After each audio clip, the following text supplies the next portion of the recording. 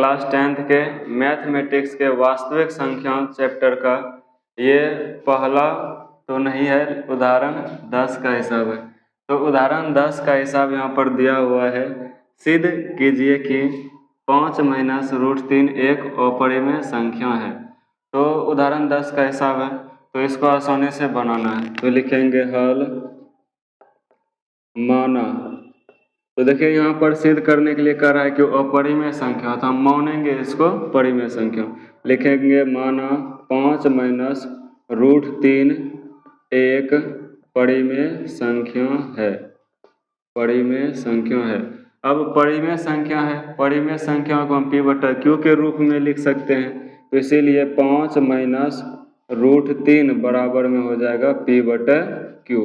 तो अब देखिए यहाँ पर, तो ये 5 है और ये माइनस में 3 है, बराबर के उधर जाएगा तो p/q प्लस में रूट 3 हो जाएगा। फिर 5, ये प्लस में p/q है, इधर आएगा तो माइनस में 5/q हो जाएगा, बराबर में ये रूट 3। अब यहाँ पर क्या होता है कि और साथ में लिख देना, जहाँ p और q, जहाँ p और q पूर्णांक है, जहाँ p और q पूर्णांक है। अब देखिए, आप पढ़े होंगे कि जितना भी पूर्णांक संख्या होता है, सभी पूर्णांक संख्या परिमेय संख्या होता है। तो यहाँ पर p और q पूर्णांक है और ये 5 है, 5 भी पूर्णांक संख्या है। तो जितना पूर्णांक संख्या होता है वो परिमेय संख्या होता है। और रूट 3 के बारे में जानते हैं, यह अपरिमेय संख्या होता है। तो अब यहाँ से लिखना है, चूँकि p और q पूर्णांक है, इसलिए 5 माइनस p/q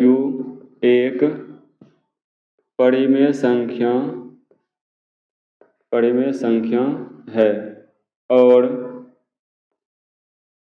रूट 3 एक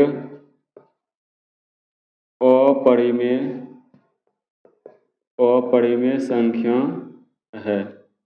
समझे? तो लिख देना है कि p और q पूर्णांक है, इसीलिए 5 माइनस p/q एक परिमेय संख्या होगा और रूट 3 एक अपरिमेय संख्या है। अब हम जानते हैं कि परिमेय संख्या के बराबर कभी भी अपरिमेय संख्या नहीं हो सकता है। तो परिमेय संख्या के बराबर कभी भी अपरिमेय संख्या नहीं हो सकता है। तो लिखेंगे परिमेय संख्या बराबर अपरिमेय संख्या। तो परिमेय संख्या के बराबर कभी भी अपरिमेय संख्या नहीं होता, इसलिए यहाँ बीच से काट देंगे। यानी 5 माइनस p/q बराबर नहीं होगा रूट 3। तो बस यहीं तक हिसाब हो गया। तो आगे लिख देना, अतः यह विरोधाभास हमारी त्रुटिपूर्ण कल्पना के कारण प्राप्त हुई है कि 5 माइनस रूट 3 एक परिमेय संख्या है। परिमेय संख्या है, इसीलिए इससे सिद्ध होता है कि 5 माइनस रूट 3 एक अपरिमेय संख्या है। और इस तरह से हिसाब बन जाता है। तो इस तरीका से आप बहुत सारा हिसाब बना सकते हैं। जब भी अपरिमेय संख्या सिद्ध करने के लिए कहा जाता है, तो अपरिमेय संख्या सिद्ध करने का 2 तरीका होता है।